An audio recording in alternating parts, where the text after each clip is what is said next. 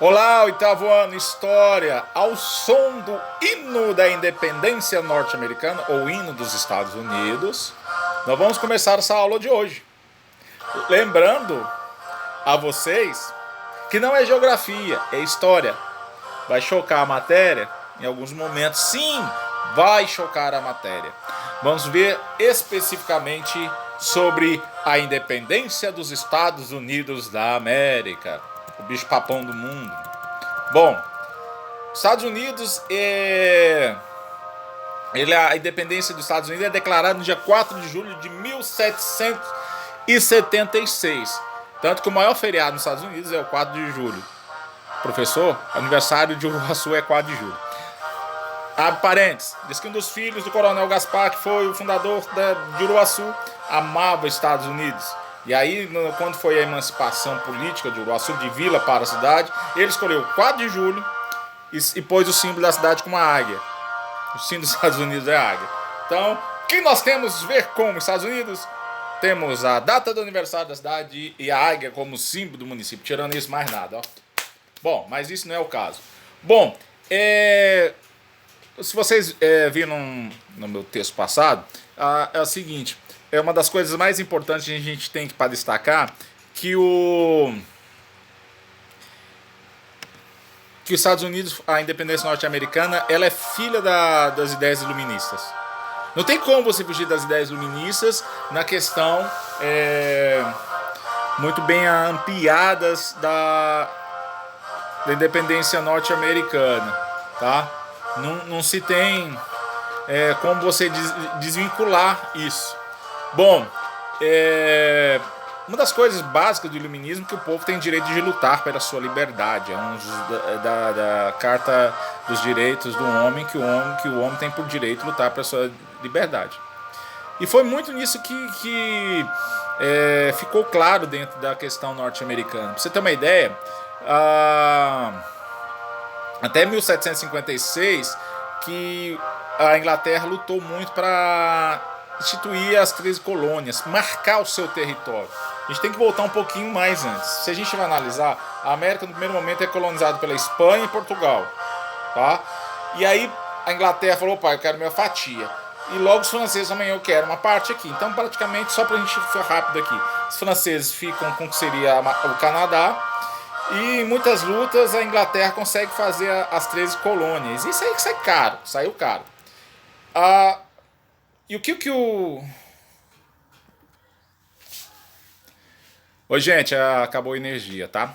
É que eu tive que acender a luz. Então, para que o rei George, ele que era considerado assim um cara muito austero, centralizador, o que ele faz? Ele quer que todas as pessoas que já tinham ido para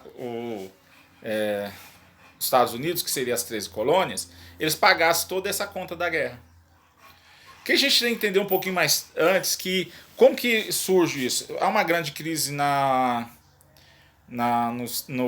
Inglaterra, e muita gente se vaza da Inglaterra para as 13 colônias, para colonizar pessoas que sabiam que não iam voltar mais para os Estados Unidos, tá? Pessoas que sabiam que de uma certa forma não tinha necessidade de voltar para os Estados Unidos mais. Então eles mantêm essa questão.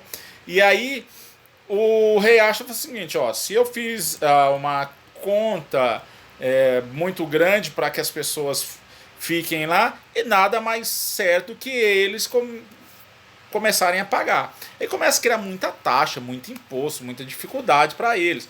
Por exemplo, ele cria, pra você ter uma ideia, ele cria a lei do açúcar, um imposto sobre açúcar, que ele cobrava imposto sobre o açúcar, sobre o café, sobre o vinho, tá? Tudo que os Estados Unidos fosse, as pessoas, não é Estados Unidos ainda, as 13 colônias fosse comprar na Inglaterra, tinha que pagar mais imposto, um imposto mais caro. E as coisas só foram ficando piores. Então tudo eles tinham que pagar mais caro. Criaram a lei do selo.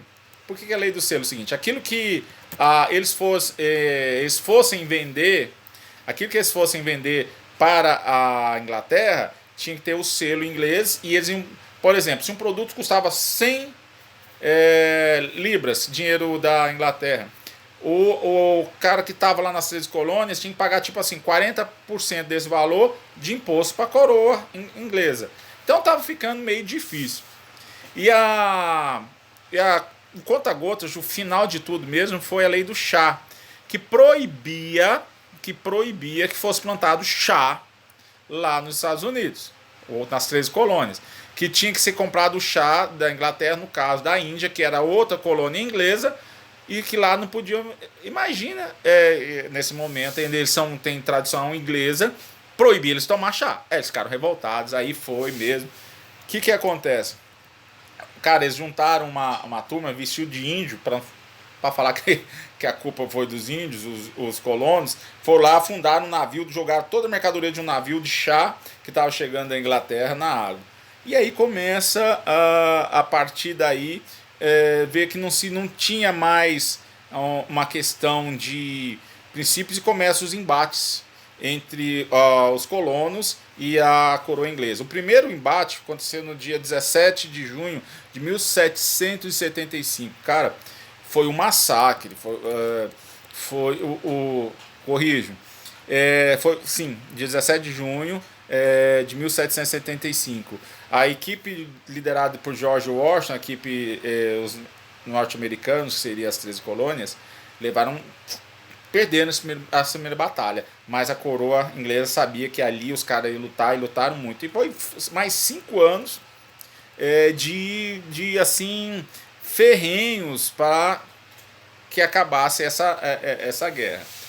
E aí quando Thomas Jefferson, no dia 4 de julho de 1776, institui a independência norte-americana, que ele faz o manifesto, que é a Carta da Independência Norte-Americana, que depois eu vou postar para vocês, ele deixa bem claro o que eles vão fazer. E a partir daí demora alguns anos, mas em 1783 a coroa britânica ela aceita a independência norte-americana, tá? Bom, qualquer dúvida no meu privado, tem mais material para mandar se for preciso, tá? Viu? Cabeçalho, nome, série, escola e a matéria. Mandem, não deixe de não fazer as atividades, qualquer dúvida a gente procura, tá? Um abraço, valeu!